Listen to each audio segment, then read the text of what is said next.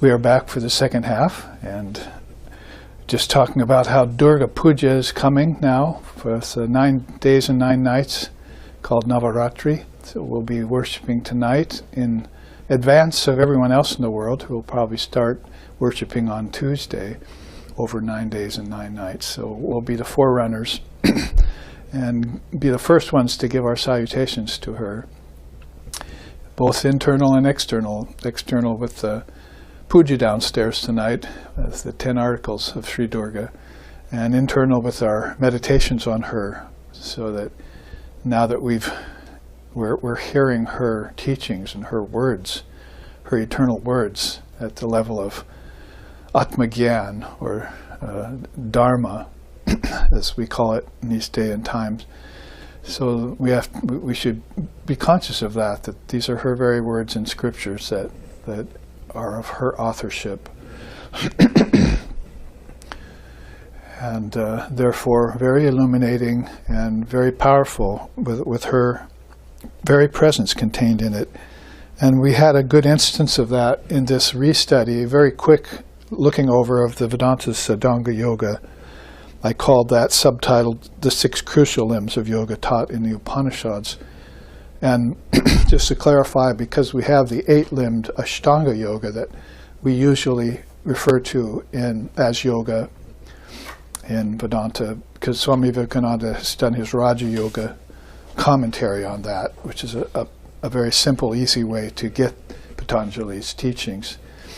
But then there's this Hatha Yoga that's going around a lot too, and just on the physical level, it has its benefits on the physical level. But if that's all, the farther it goes, then we're missing so much richness, starting with prana and revisiting that, and getting it to flow again, so that things like, well, what to speak of depression and all that, but even loss of energy or low energy will just be a thing of the past. And well, even our dreams will become radiant meditations, as the song sings in India. A man has come to me from a land that never sleeps. Now all of my dreams have been turned into radiant meditations. It's a line of a song of someone who obviously experienced the awakening of Kundalini. Another way we talk about her is awakening of Kundalini Shakti. So she's funny that she's mentioned in all the darshanas, even Patanjali calling her Chit Shakti and so forth. And maybe in the Tantric darshana, the Tantric side of things, then she's more pronounced. But then they're looking at her as just a form quite often. And so, but the thing is that she escapes detection. Lajyapatta vritti nityam sharda jnana dayite, as it's said in the chant that Swami Abhedananda wrote, one of Sri Ramakrishna's disciples, that she's just in modest veil all the time, like a village cat rolling in the ashes because it's got a strange color, and other cats will pick on it. So it rolls in the ashes to disguise itself. So Sri Ramakrishna said that's like Divine Mother amongst us. So to propitiate her, to bring her out, she loves wisdom, she loves scripture, and she exists in the multitude of words. Actually, the Tantras say it very nicely. She whom the seers know and remember from ancient times is the meaning in all the slokas and sutras of the scriptures of the world. And then goes on to say, without her, all the tattvas would be like clouds with no rain. So, Tattvadarshini. So she's the seer of all the tattvas. Tattvas are the Trinity. It's the first tattva, cosmic mind. And then down to the ego and intellect, mind, 5 senses, 5 elements. Those are all tattvas. They're called principles. They don't have any consciousness in them. She gives them all consciousness. That's why they're not real. They're unreal, the Vedanta says.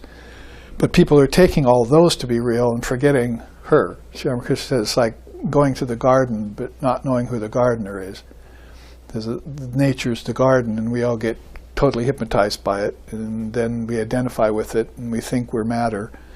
But nature's just our dream, and then actually we are her dreaming nature. So you have to step in several steps to the self, to the Atman, and to Brahman, to be a fully awakened seer, like a Jivan Mukta, or a Bodhisattva, they'd say in Buddhism. So all these levels of dream are going on. Sankalpa, we mentioned here, it mentioned here in the early slokas already. So we can't really be a yogi or a yogini if you don't see through Sankalpa and Vikalpa, see through this dream, and know that you're the dreamer. Then wake up and live in pure conscious awareness. So there's one very powerful method in the Upanishads called Sadanga. Sadanga, Anga means limb, and Sadanga would mean 6. As contrast to Ashtanga, which means Ashta 8, which is the 8-limbed yoga, which is the Patanjali or Raja Yoga it's called. As contrast to what we're taking to be yoga, which is just of a physical nature, with its very sparse benefits. So you open up to her, you open up to these higher limbs of yoga naturally, and she's infilling them. That's the tree, and she's the soil, you might say, and the rain and everything that's around it. But all of that would be like clouds with no rain, they say, if she wasn't in it. And then this chant goes on, says that she's the perfect I consciousness in everything. So there's no I other than that I. There's no ego, there's no you. You don't exist. You're talking about the perfect I consciousness when you talk about her. She takes away everything else, like strips nature of name and form and egos and all that. The egos are always warring, in fact, right, isn't it? That come here, people are always warring some way or another. They can't get along. So that's why she goes out with a sword and kills them. It's right there in the scriptures. She's got a lot of 16 ways of doing it as far as the Durga is concerned. And some of them are more shocking than others. Cut your head off, hold it up as a prize, or she can give you the mantra, the mala, that she holds. Whatever the case may be, then she's on the scene, warring with egos and destroying them. And, so then there is only that perfect I consciousness left, and thou art that. Tatvamasi. And then the chant, the sloka I'm referring to, ends with, she's the secret in all the mantras, too. In all the multitude of words and all the mantras, she's the secret there. So there's something about words we're not getting, even on the intellectual level, when we study Western-style education. I remember studying Indian music after I studied classical Western music, and I became a professional in orchestras and had a teacher and got scholarships and reached a high degree of playing the cello. But then I learned about the Indian music, and I wondered how they learned, and so there was no music in front of them, and they just heard the master play something and they repeated it, and they went through a whole different process than you did. So they seemed to be getting more spirit or spirituality out of their music, and we were getting more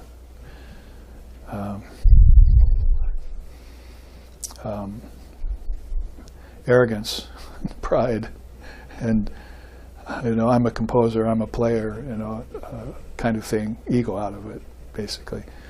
But the ego had to be gone in that kind of music. She would express through you best if you got your ego out of the way.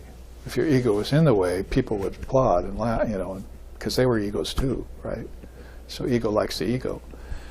But it's only those who like formlessness and egolessness, and like God doesn't like arrogance and pride. He likes humility, kind of.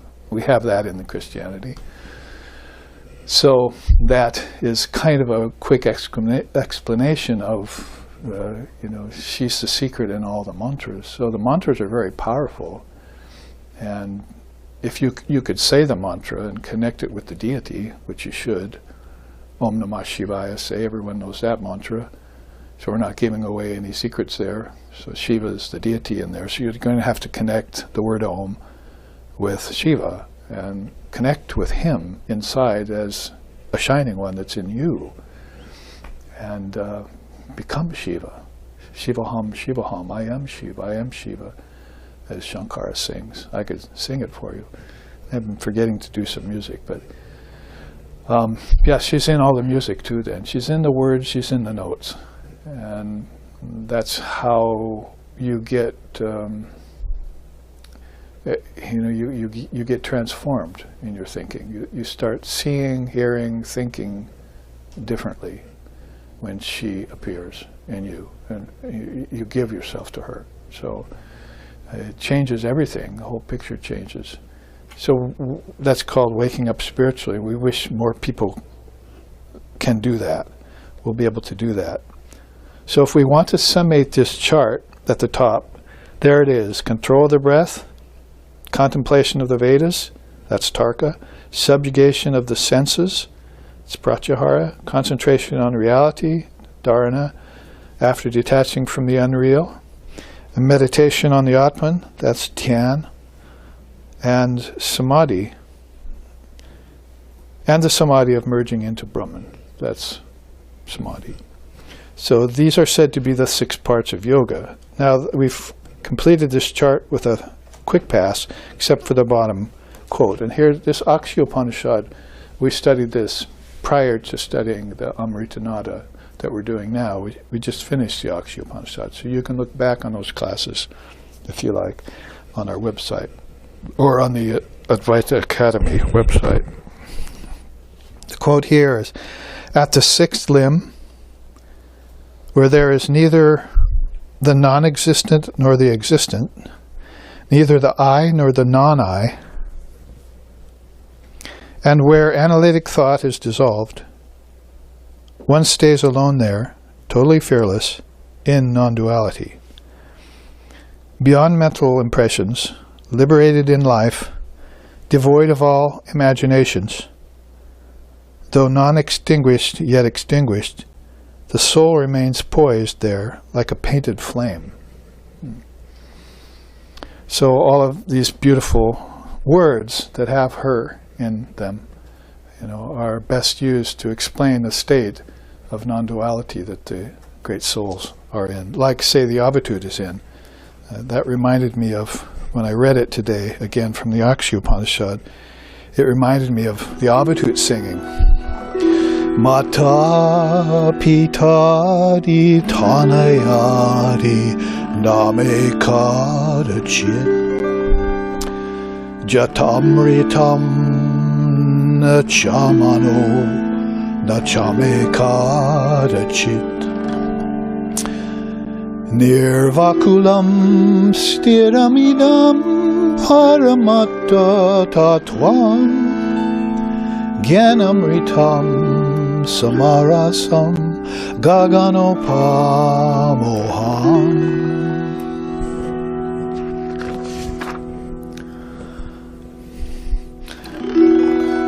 Brahmajayaha suragana katamatra shantim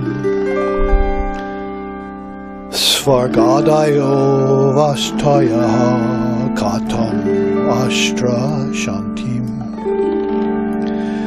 Yadeka rupam mamalam paramartha tatvam Gyanamritam samarasam gaganopamoham Nirneti neti vimalo hikatam vadami Nishesha shesha vimalo hikatam yadami Nirlinga linga nikalo hikatam vadami Gyanamritam samarasam gaganopamoham Gyanamritam samarasam Gaganopamoham. Just like that sloka that he's singing, the Avatut says, free now and ever. I have neither fathers, mothers, children, or birth, nor death, nor desire. They've all been extinguished. The ever-abiding state of utter calm has come over me. It is unshakable, supremely tranquil. Thus I have concluded that I am pure existence, wisdom and bliss, as boundless as the sky, infinite like space. For in the Supreme Brahman, all the gods have merged.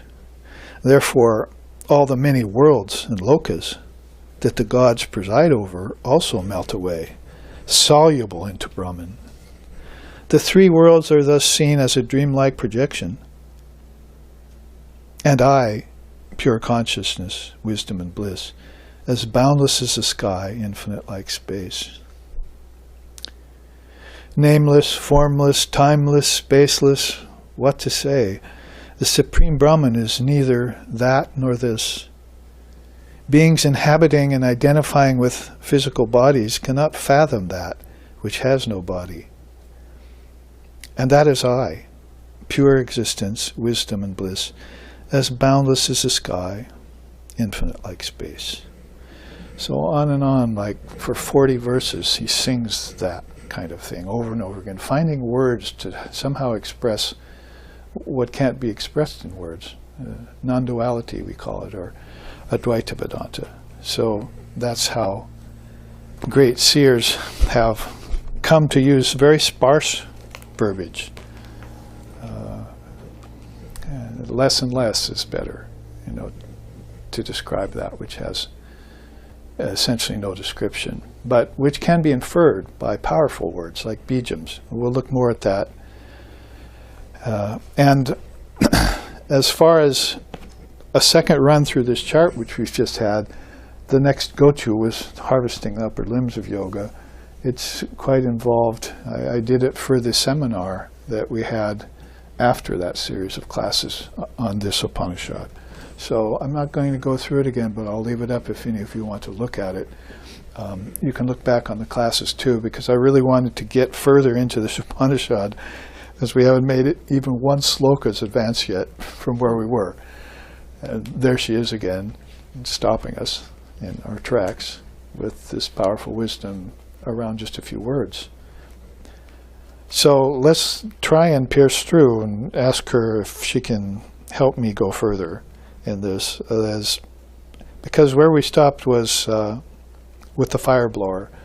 The fire blower must have been in existence a long time ago if they were burning away impurities from minerals on a hillside.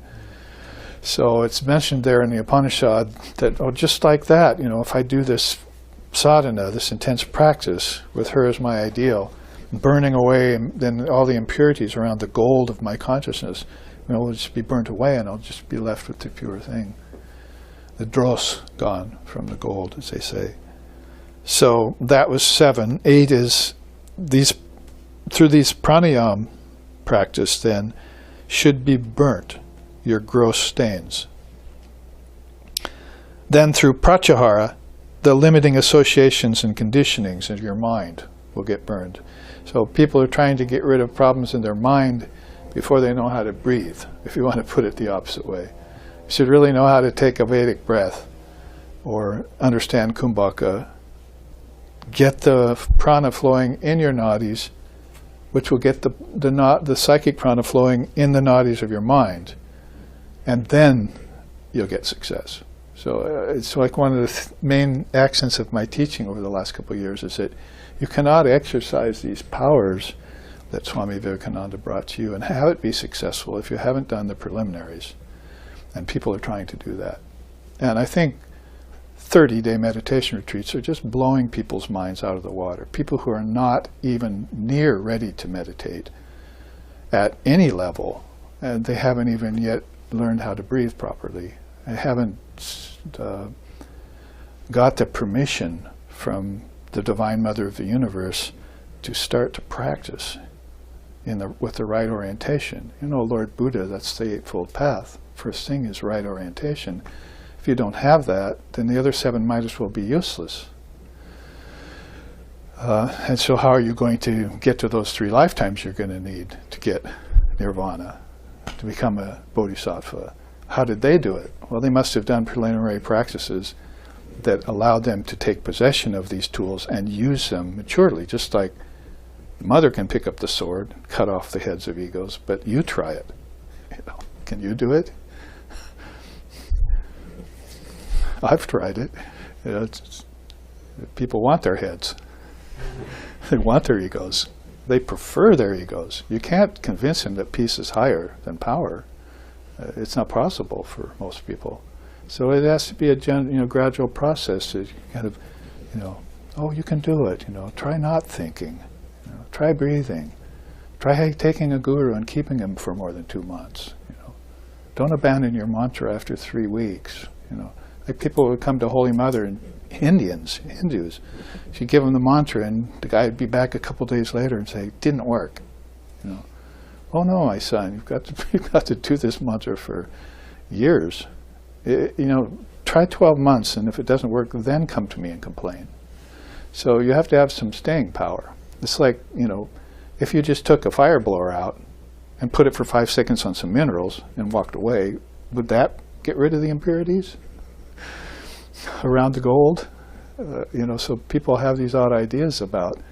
That's why that list in Ashland I was looking at didn't have anything about we do sadhana in this household.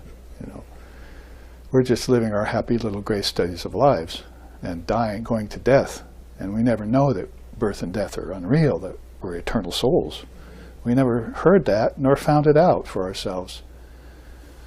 But the Divine Mother is all about eternal life and the eternal breath that it takes. I'll show you that in just a second. I am trying to make headway here. This is what it looks like, that Babaji is trying to make headway in the scripture. Don't be alarmed. So, through pranayama are burnt these gross stains. That's a good way to start. Probably you're going to want yamas and niyamas. Hopefully you're nonviolent. In thought, word, and deed, not just deed.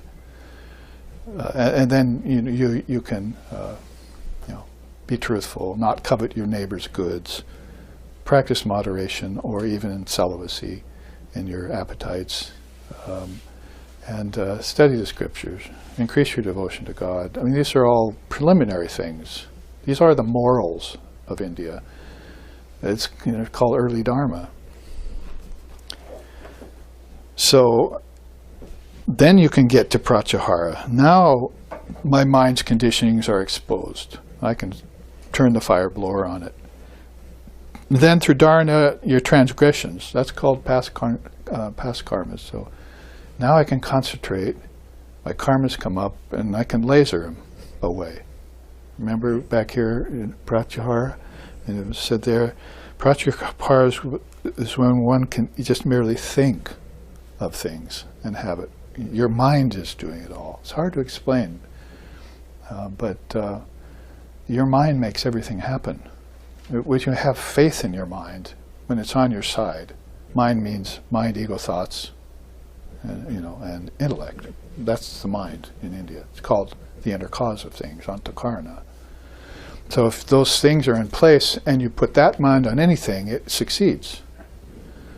Not in place, just like I just said, you can hear high things, you can be given high things to do, but no success comes to you very soon, if ever. So Holy Mother said it when she said, oh, the bliss of those days. I could put my mind on anything and it would appear the next day. So people shouldn't have to go out and seek things which they already have and have had many lifetimes and are just regurgitating them in this lifetime. They should be able to think it and it should come to them. It's not like back in the 80s where they got a hold of some of these teachings. Western materialists got a hold of some of these things and they were selling packages of mind power and all that. No, it's not like that. because it's not based in wanting materials. It's based on giving materials up. You get free when you give things up. You get bound when you accumulate things. Unless you're very good at accumulating things and can stay free of them, that's possible too. So I'm pausing here so that we can really finish this chart out. So concentration should be that powerful, so you just make it happen for yourself without desire. But Gaudapada says that in his commentary. That's this ability to think without desire, make things happen based on non-desire. There's no reason why it shouldn't happen, because the desire for the thing is not in the way. So then I can just think it, oh, there it is, see it, and let go of it. And that's the way I move. This is how we roll, you see, in Vedanta. Not like bling bling or something. Or I heard a good one yesterday, doom scrolling. You heard of that? Doom scrolling? I'm ahead of you a little bit. See, I'm very old-fashioned, so basically my student told me, well, they're doing doom scrolling now. What is that? What the hell? So he says, you get on your phone and you just get caught in the rabbit hole. So there's one calamity, doom scroll that. Then there's another calamity, you doom scroll that. And you're just like looking through the world, this is what they're doing now, and they have a word for it. It sounds rather Vedantic and Buddhistic to me, if it could be witness. Oh yeah, everything's dying, world's burning, etc. You know. And I can just scroll it by because I'm still here. I'm very unemotional about it. But of course people get very emotional about those things. That's called Shobha in Buddhism and Vedanta. So you should remain, like in Zen, you should remain non-emotional about everything, if you can manage it. The best way to deal with things is to be non-emotional. But it's not popular. It's not popular. So then we have samadhi is said to be next, and then that's Siddhagga Yoga. Meditation and samadhi come next. And through meditation, all worldly qualities will disappear out of you. You won't be worldly anymore.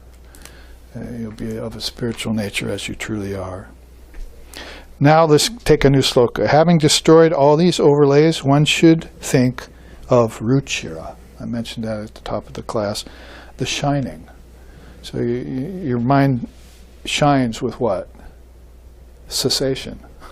That's back to Gaudapada again, where he got the idea. True shining mind is a mind that's ceased to desire, to think.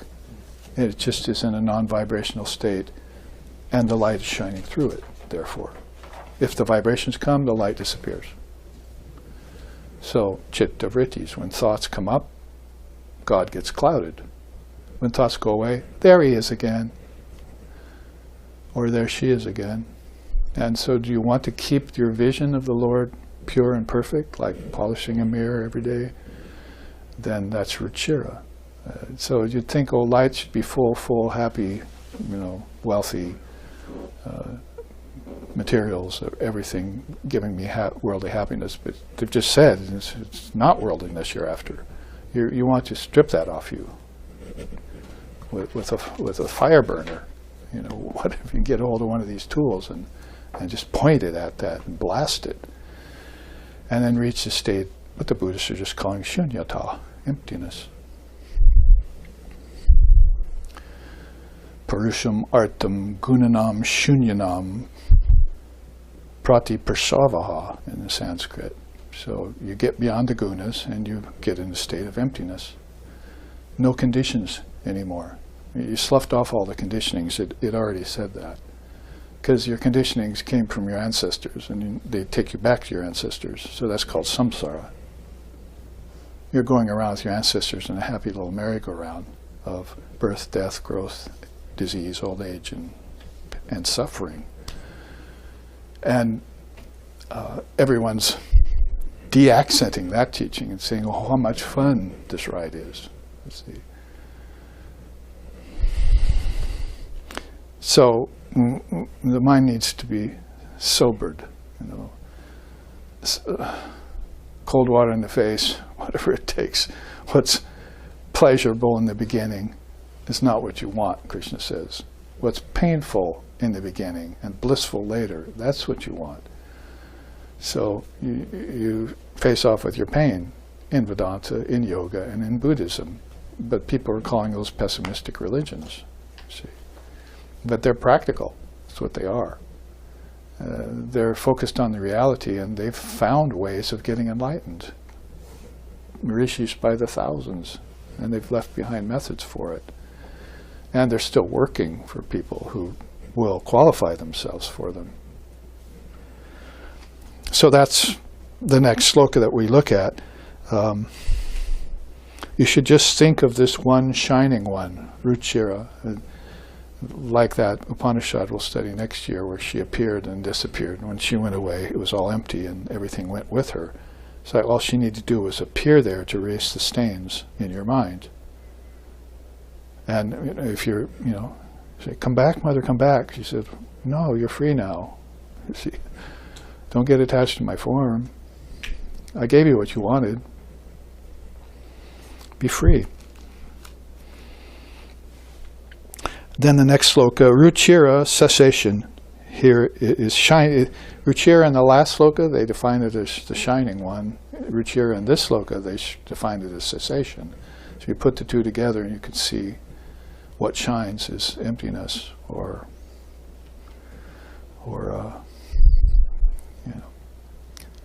things that aren't overlays or conditionings or aggregates or different words they use to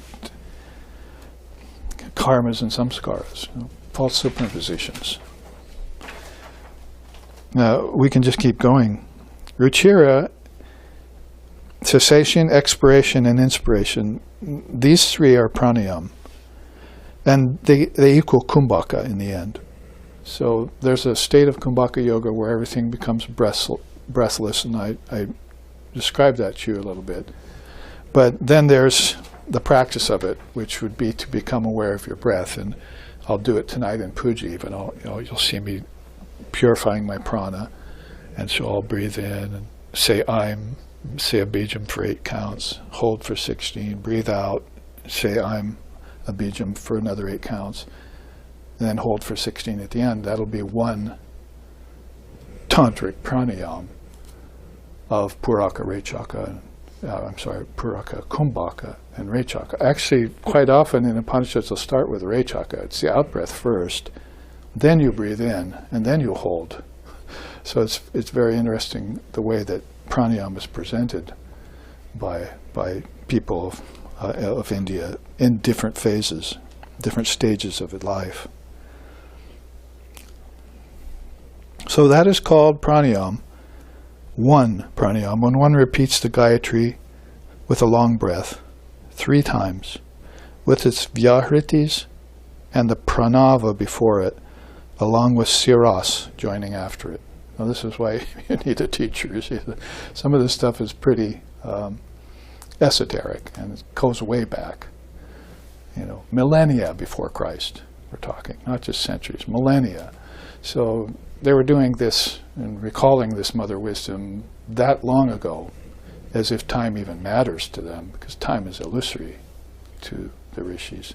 It's cyclic for one thing, so you want off, the cycle of time, not keep riding it all the time.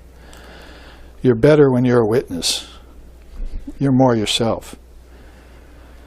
So if you were to look at something then like the Gayatri, which I hope I put up here, then you'd find that aspect of the goddess coming forth, called Saraswati, and the breathing very much a part of the goddess of wisdom. You can see it all the time. She's connected with wisdom of different levels. Even the lower wisdom is hers. Like aparavidya, we could COVID, right?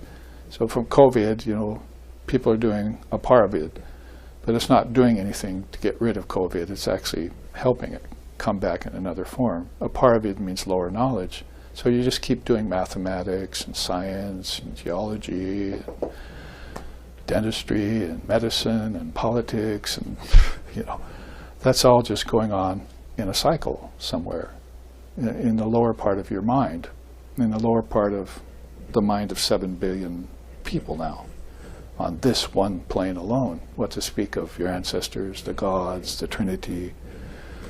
So, that's just a paravid. So where do we go, Mother?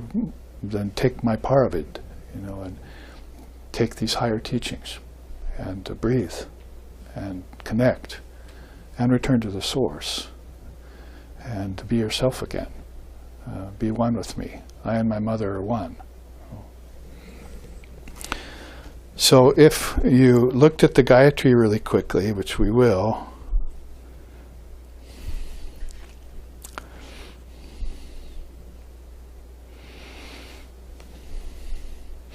then you would see what it consists of, right?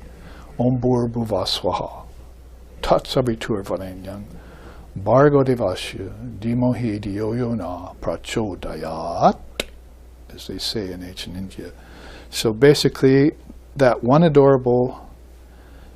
one adorable splendor of the divine creatrix, may we meditate. May she our thoughts inspire, who is beyond all darkness. Or may we always and ever meditate on the radiant effulgence of the Supreme Being, abiding in our hearts and minds eternally. We did it downstairs in the basement this morning at 6 a.m. So when you meditate, you do the Gayatri, and it wants you here to do it 3 times, and with 3 long breaths. Connect it to the shining mind. Connect it to the 3 matras of Om.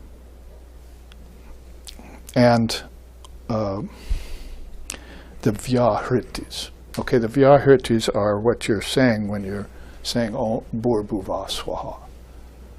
Because there's also Janaha, Mahar, Tapas, and Brahmaloka. There are 4 other worlds that we don't usually have access to here. 4 higher chakras, see, from the heart up. There's 3 above, 3 below, they say in Kundalini. Heart's in the center, 3 above, 3 below. So if you look at that in another system, it's the 7 worlds. Bhur, Bhuva, Swaha, Mahar, Janaha, Janar, Tapar, and Brahmar, or Satyaloka. Like Brahmaloka, Satyaloka. So those are the 7 worlds. They're inside of you. That's why the spine is an outer model for an inner hollow stalk. And each of those centers are at different levels of that hollow stalk, and consciousness is flowing in and out of those centers by the trillions. There's no limit to it. There's no end to it. There's no beginning to it. It's more important. But whatever the case may be, these hundreds and thousands of nadis dividing like a hair, end of a hair point, into so many different multitudes of channels are all leading to these different chakras, and this is how souls are born and how they die, so to speak. Indians known this forever. We have no ideation of it here, thinking about one lifetime in physical matter. You're not born in the world. The worlds are born out of you. So we have it all backwards. Nature is in you. You're not in nature.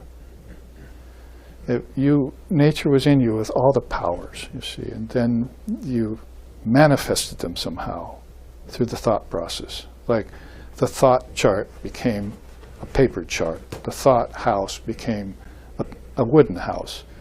And the materials were all immaterial. See? The substances were all insubstantial. And you were the operator. And you are also the dissolver of all this. You do it every night in 24 hours. You wake, you dream, then you dissolve it all. And you bring it back the next morning with 7 billion other people in this world alone, while the ancestors are in a much more timeless state. Heaven, they call that. But we want beyond the heaven-aspiring senses, the Upanishad says. We don't want to become under the control of our ancestors. We don't want to even be under the control of the gods, because the gods are in us. We're not in the gods. All the powers are in you. This is Vedanta, the voice of freedom. And you're just truncating your powers all the time, giving it away to this object and to that desire, to this lower deity, or to your ancestors on the Kala Chakra, the wheel of time, Buddha called it. And he wanted you beyond that. Get out of the river, sit on the banks for a while, he said. Because you sit on the banks, you'll see the same thing go around again. If you're in the river, you don't know what's behind you and what's in front of you, because it's moving at the same speed you are, you see. So to become a witness, to get out of the river and say, hey, I've seen that before. I've seen that too. And people back in the 60s were saying, hey man, that's cool, that's deja vu. I know everything now. No, you haven't even begun to get yourself out of the river yet. You're just woken up to the fact that everything repeats and recycles.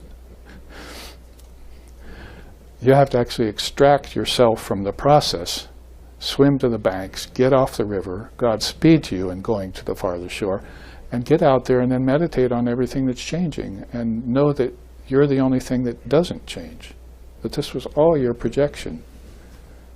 It said it right here, you have to get rid of sankalpa. Krishna says it in the Gita. This dream you're engaging in is your own dream, and only you can bring it to an end.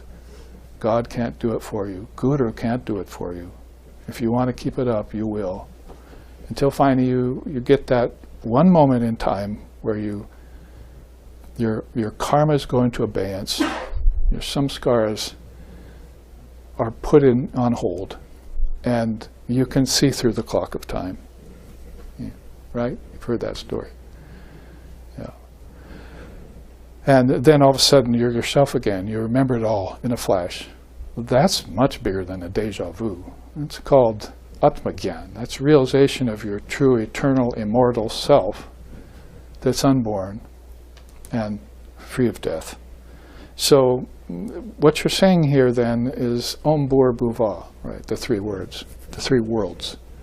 Om Bhur is this world, Bhuvar is the intermediate world, and Swaha is the ancestor realm. So you haven't gotten very far, you see. But you want to try and bring peace to these.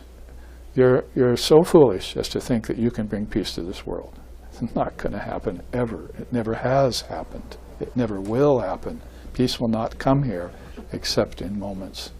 And then war will return. You might have noticed in your 2,000-year-old memory of what happened on this earth, according to your historians. You see, so basically, you're not the witness of time yet. You still think time is real, and you think the people who are in time can explain to you how time operates, you see, and how objects appear in time and so forth. But you're not leaving, you're leaving Ruchira and Shiras out of the picture. You're not seeing anything clearly because you haven't caused everything to cease and desist. You're wanting it to come on. See?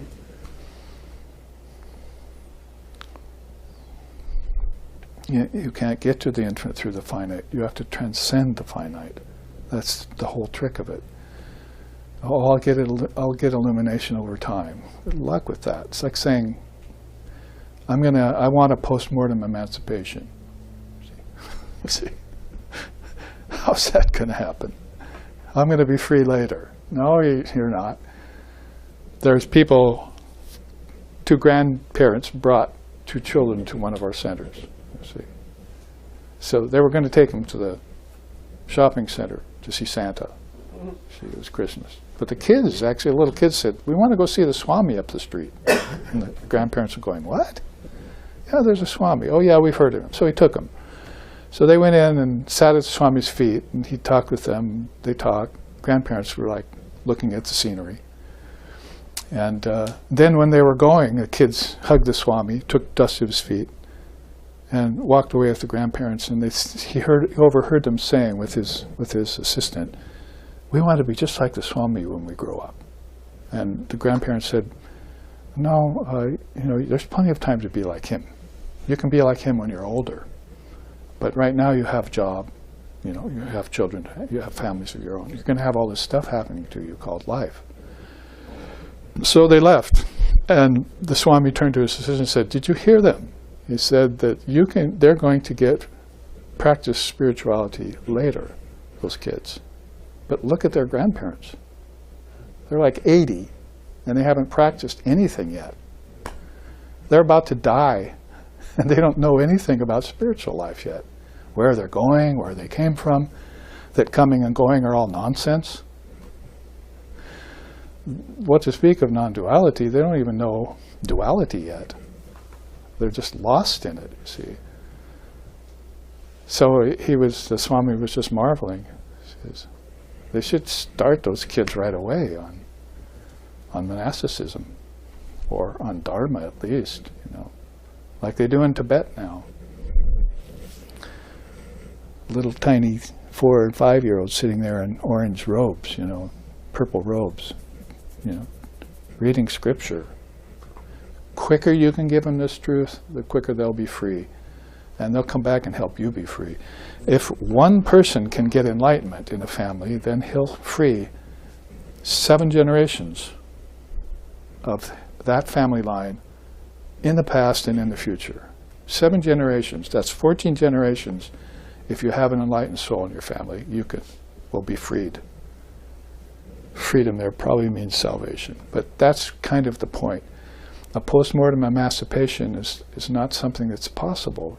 You'll never get free in the future because the future's a lie. It's constant change. It's Maya.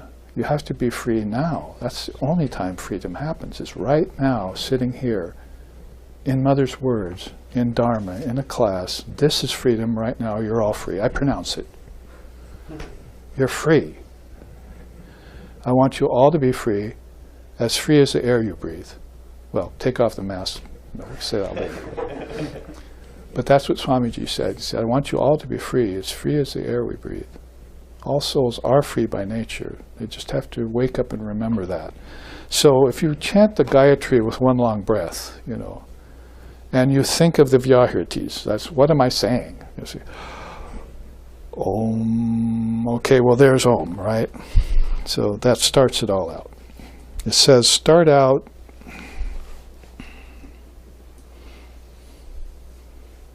with the pranava.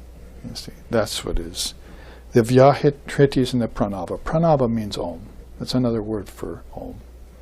So it's almost connected to pranava. So that pranava, you start out with it, it's the first word you say, right? Om. So I hope you know what AUM means. And I hope you know all the significances of it, and that you're saying it as consciously as possible with all that. And then you add the Vyahritis, Bhur, Bhuva, Swaha. All right, so Om Bhur Bhuva Swaha. The Supreme, assuming the guise of the Trinity, comes to be styled as the goddess Tripuri. Means 3 cities. By her power are fashioned the 3 abodes, earth, its atmospheres, and heaven. Her bijam, Hrim, along with its terrible power, permeates the terminus of these 3 peaks. Emanating from the junction between her 2 eyebrows, which is the seat of equilibrium of the 3 gunas, and where the world of objects gets dissolved. So, Bhur Bhuva Swaha is the world of objects and desires and return. That's earth, intermediate beings, and ancestors. See, so you're taking one big breath and you're saying Om Bhur Bhuva Swaha. Okay, that's the first portion of one repetition that this sloka in the Amrita-Nada Upanishad is trying to tell us. When one repeats the Gayatri with a prolonged breath 3 times, with its Vyahritis, that is the worlds, and the Om, pranava before it, along with the siras, the shining mind, joining it all together, you see, integrating it all together. So how many of you know the Gayatri? So let's say it. Big breath.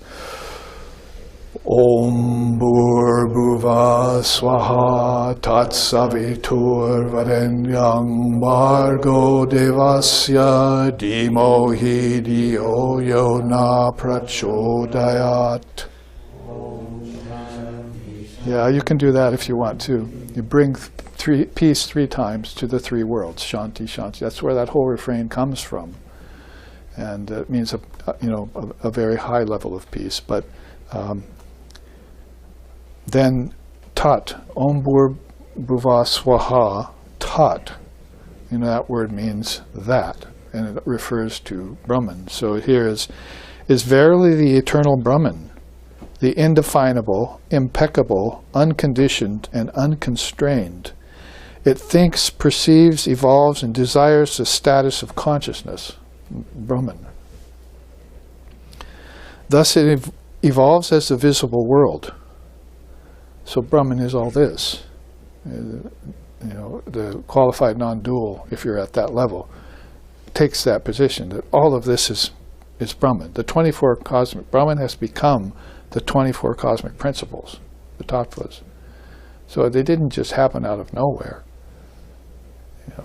Shakti had to produce them, so she produced them out of the essence of Brahman. And all the other things got determined along the way. 24 tattvas in different gradations, and consciousness associated with it or not, depending on if it was awake or asleep, or conscious or unconscious, or manifest or unmanifest. Because there are periods of billion-year cycles where everything's gone unmanifested Prakriti. It's out of that the Bible says, in the beginning there was the darkness, and out of the darkness came the light. It's out of that the Rig Veda says, she breathed on the waters, the dark waters of existence in the earliest of time, and light came forth. So Bible, Rig Veda, they both say the same thing about that. But the thing is they're coming from a standpoint of a beginning, you see, but there was none. That was the big secret all along, that eternity does not have a beginning and an end. It just has cycles. Are you going to be witness of the cycles, or are you going to be a participant in the cycles? Or is there a way I can participate and still be witness? See, that's a good thing to ask Mother next time she comes around. Next time you have a vision of her, say, well, I have a question. I know someone's going to ask me that at the retreat now, and I'm going to have to backpedal for it. But this is all about Brahman, you see. Thus it evolves as the visible world. Its desiring is done through ascetics, mystics, seers, and their sacrifices. So Brahman's desiring isn't done through worldly people. See, that they can't say Brahman is the world. But the seers can say all of this is Brahman. The prana, the objects, it's they that do the desiring in God. Their desire is true. Their sankalpa is real. Not the worldly people, not the ignorant. Not those who worship this or that. See, the Kata Upanishad says that over and again. Not those who worship here, who worship the world. They'll never know that. Being free of desires, it holds sway over all beings. It puts forth letters like T, A, T, Tat. Therefore, Tat is desireless desire. Whoso knows all this becomes the Lord. That, Tat. See? It's desireless desire, just like there's formless form. So the rules get changed in Mother's realm. Tripura. I didn't explain that, but we'll have, I brought a chart for it, but I don't think we'll get to it, but it's about Tripura Sundari and what the 3 cities really consist of. The real chart I wanted to get to, I think we're going to get to tomorrow, is this breath one. We'll really go into the breath deeply with this new wind god chart. So make sure you all come back tomorrow and try and follow up on this. But really, to know the rest of this Upanishad and to know pranayama, you need to know the Gayatri. That's how essential the Gayatri is. I'm taking people to India back when you went with me in the early days. You were like 10, 12 years old. And we would get to the border of India. We'd put down in Calcutta or Madras or somewhere. And before you went through customs, they say, come over here. And they say, now you have to learn the Gayatri before you enter India. So repeat after me, Om Bhur Bhuva Swaha. Can't go into India if you haven't learned the Gayatri. See, even if you don't know it very well, at least say these words. Right? It just said that, right? It puts forth words like Om, Aim, Hrim, Shrim, Krim, Kling, Hum, Fat. I'll do them all tonight in the puja. See, I'll utter them as words of transforming power that come straight from her. Yeah. So it all comes out of Brahman. It's like Brahman does speak. Brahman does think. But he does it from a desireless place and uses his Shakti as the medium. So Om Bhur Bhuva Swaha Tat. Now it's Savitur Varenyan. The root supreme means to give birth to living beings. Savitur thus gives birth to all lives. That's Savitri, the goddess Savitri, which is very much akin to Saraswati. Power gives birth. This primeval power is Tripura, the supreme goddess. Great, the supreme goddess, great, with earrings adorned, in sphere of fire residing. Varenyan means the best and the adorable. Whoever so knows this gains all pervasiveness.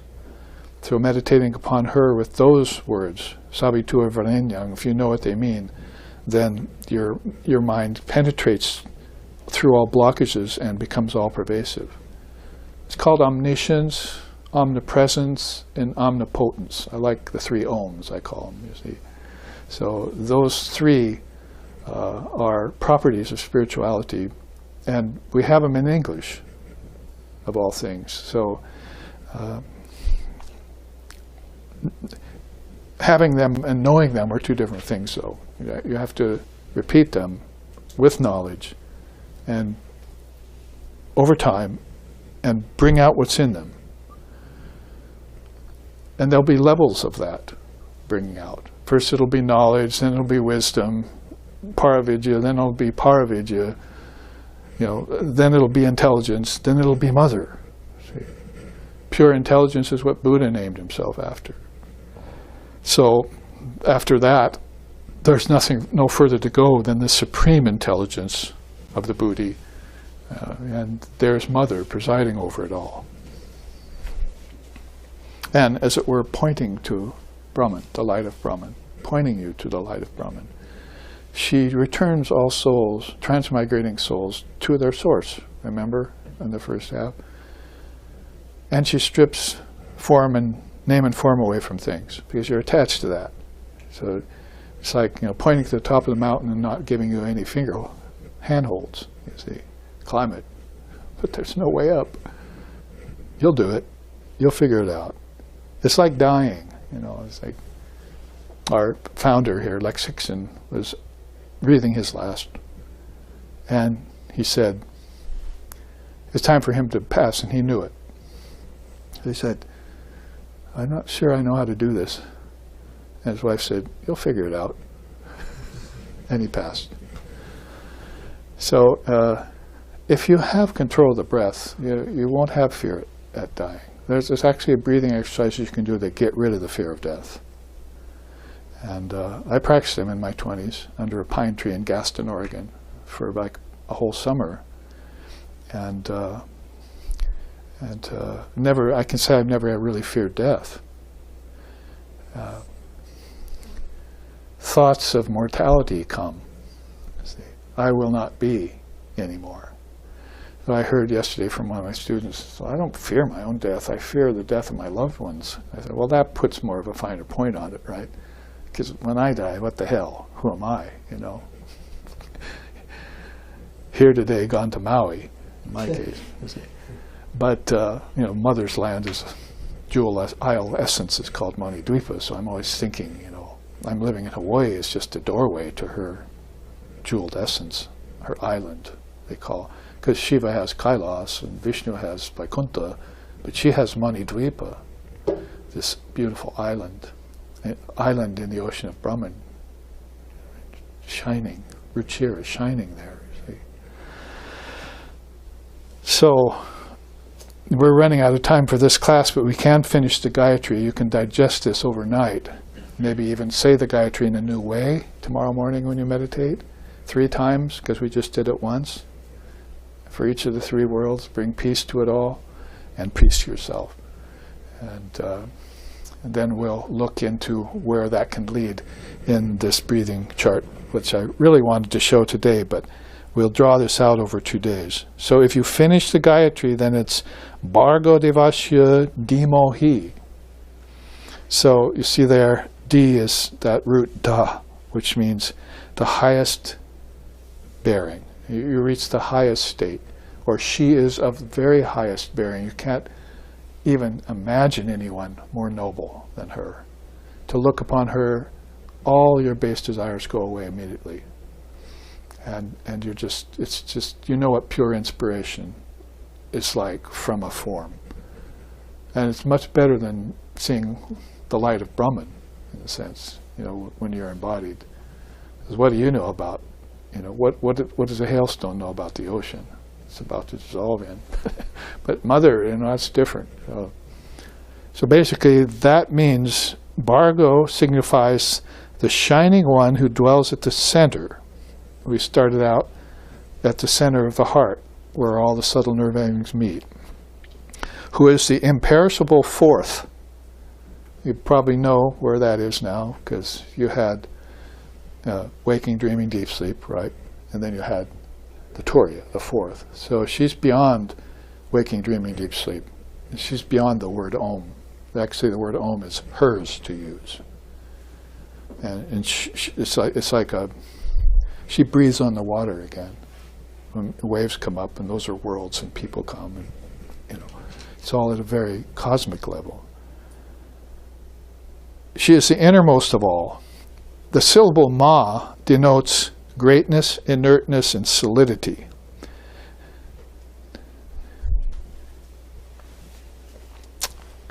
Mahi denotes the earth. What is gross? Like seas, mountains, islands, and forests. So the word Devasya represents the presiding deities. So in those few words, Bhargo Devasya Dimohi, then you're talking about everything external here has come out of the internal, and they're both connected in her. So all the mountains, the oceans, the islands, the trees, and everything were thoughts she had that words came about for, that were uttered by us. And then we projected all the worlds and got into the worlds and played in them and so forth. But, you know, don't forget, you know, your mother. Don't forget your Mother Durga's precious name. Durganam Buluna, Buluna, Buluna, Buluna. Don't forget to remember your Divine Mother's precious name and her presence, you see, in all this. So she's the innermost of all, dwells in the center, the shining one, and all of these worlds that you're thinking about when you say Bhur Bhuva Swaha. We can bring out the other 4 worlds. It's in that chart. Good. Okay, so we'll look at the other 4 worlds when we look at this tomorrow. And then you end the Gayatri with Dhyoyona Prachodayat, means to meditate upon the Supreme Self, Sadashiva they call it in Tantra, who renders us speechless, inspires our thoughts, and who takes us far beyond the sphere of desire for conceptualization to transcendental reality. So the mind of a seer is like thought without conceptualization. Gaudapada says that in his Karika. It's like pure thought, no concept to follow. Like just holding everything as it is, perfect, and being content with it. Like Krishna says in the Gita, be content with everything. If COVID comes, be content with it. If death comes, be content with it. It's all a projection of the cosmic mind. And beyond the cosmic mind is the Atman. And thou art that. Om Sato Ma Sadgamoya Tamaso Ma Joytirgamoya Mrichor Ma Amritam Gamoya Abira Bira Mayedi Rudrayate Dakshinamukam Tenamam Pahinitcham Om Shanti Shanti Shanti. Lead us from darkness to light, from lower truth to higher truth, from the unreal to the real, and from the illusion of death to eternal life. Reach us through and through, O Lord and Mother, with thy sweet and benign presence. Om peace, peace, peace. May peace be unto us, may peace be unto all. Om Hari Om.